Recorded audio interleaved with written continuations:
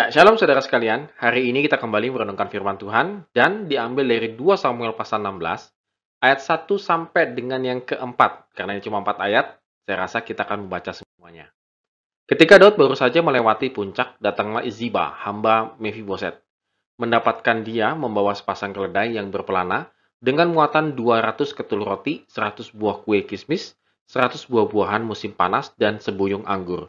Lalu bertanyalah raja kepada Ziba, apakah maksudmu dengan semuanya ini?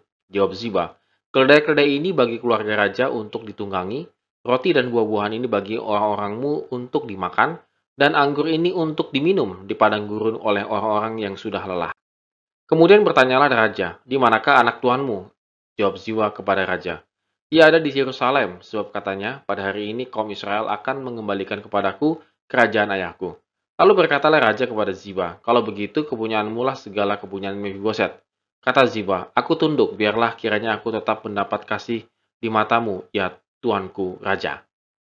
Ya, saudara sekalian, dalam bagian ini kita membaca kisah Daud yang sedang berada dalam pelarian. Boleh dikatakan tiba-tiba Ziba bertemu dengan Daud di tengah jalan. Dan kita tahu bahwa Ziba itu adalah hambanya Mephiboset. Saudara bisa melihat video yang lalu-lalu tentang Mephiboset. Mephiboset itu adalah anak Jonathan, sahabat karibnya Daud. Ziba adalah hamba yang dipercaya oleh Mephiboset untuk mengatur rumah tangganya.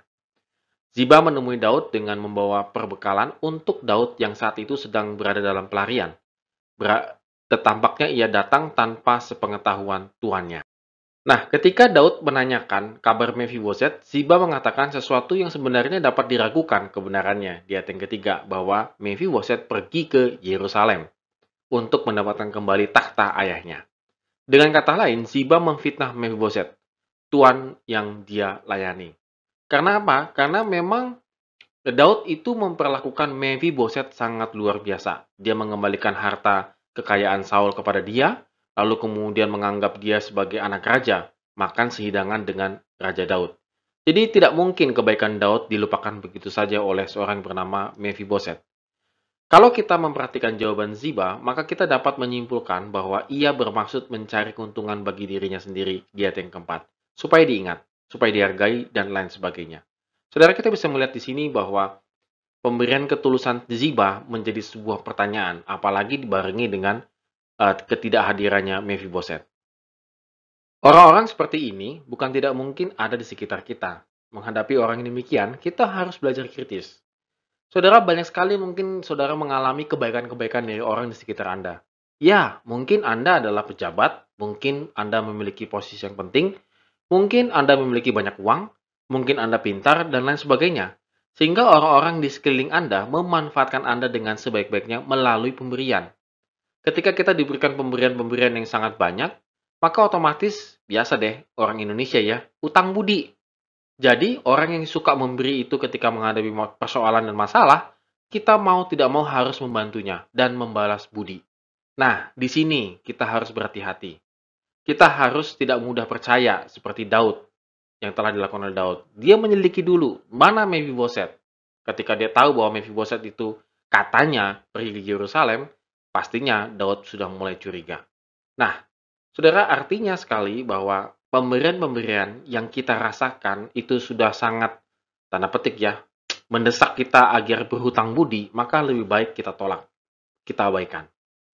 Kita pasti bisa membedakan mana orang yang memberikan dengan ketulusan atau tidak, atau punya maksud tertentu. Oleh karena itu, saudara sekalian, kita harus belajar bahwa pemberian itu tulus, bukan ada maksudnya. Demikian juga dalam kehidupan kita sehari-hari. Ketika kita memberikan pemberian kepada orang, siapapun itu, maka usahakanlah dengan hati yang tulus. Tidak ada maksud apapun. Karena ketika kita memberikan dengan tulus, maka Bapa kita yang di surga akan membalasnya. Tetapi ketika kita memberikan dengan maksud dan tujuan tertentu, maka pemberian itu menjadi sia-sia. Saudara, mari kita renungkan firman Tuhan hari ini. Apakah selama ini kita memberi dengan tulus? Atau kita menerima kebaikan-kebaikan orang, tapi akhirnya kita terjebak dengan pemberian-pemberian itu. Oleh karena itu, mari kita renungkan firman Tuhan hari ini. Amin. Tuhan Yesus memberkati kita hari ini.